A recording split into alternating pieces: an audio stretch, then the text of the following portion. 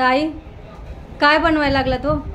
अगं हे बघ, आता ही रात्रीची शिळी भाकरी राहिली आहे आणि मटणाचं कालवण राहिलेलं आहे. तर आता मुलांनी तर आहे ना बिर्याणीवरतीच ताव मारलेला आहे. आता मला तरी काय माहिती की जुन्या म्हणी काय आपल्याला माहित नाही, पण आई माझी नेहमी म्हणते कोंड्याचा मांडा करून खायचा असतो.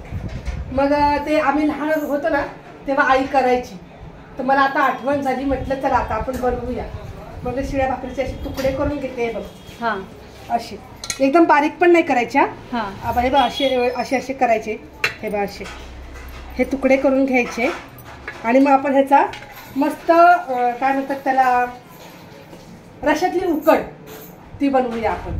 आणि हे पण आपल्या युट्यूब फॅमिलीला आपण दाखवूया.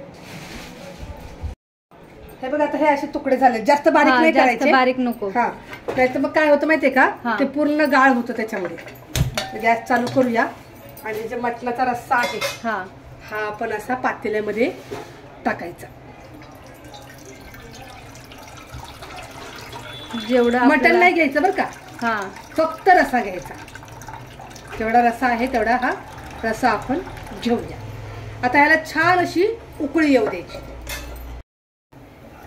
बघा उकळी आलेली आहे मस्त.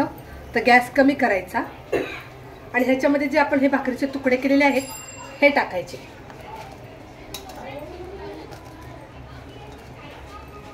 आणि फक्त आपण 5 मिनिटं शिजू द्यायचे, म्हणजे भाकरीच्या तुकड्यांमध्ये हा मटणाचा रस्सा एकजीव झाला पाहिजे. झालं का ताई? चांगला वास तर यायला लागलाय.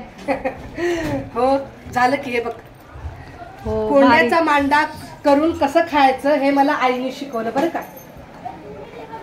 झालेलं आहे.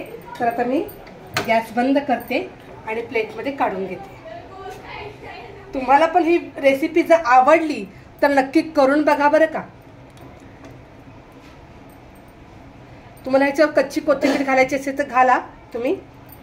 तर बघा आता हे कोंड्याचा मांडा म्हणजे रात्रीचं राहिलेल्या शिळ्या मटणाचं कालवण आणि भाकरी, कांदा आणि हे मटण आणि हे लिंबू, अशा प्रकारे तुम्ही जर करून खाल्लं तर खरंच तुम्हाला खूप आवडेल याची मला गॅरंटी आहे. आणि तोंडाला चव तर खूप भारी येते. ह्याचा मला तर अनुभव आहे. तर तुम्हाला जर अनुभव घ्यायचा असेल तर तुम्ही हे करून तर नक्की बघा बरं का. लाईक करा, शेअर करा आणि चॅनलला सबस्क्राईब जरूर करा. Bye bye.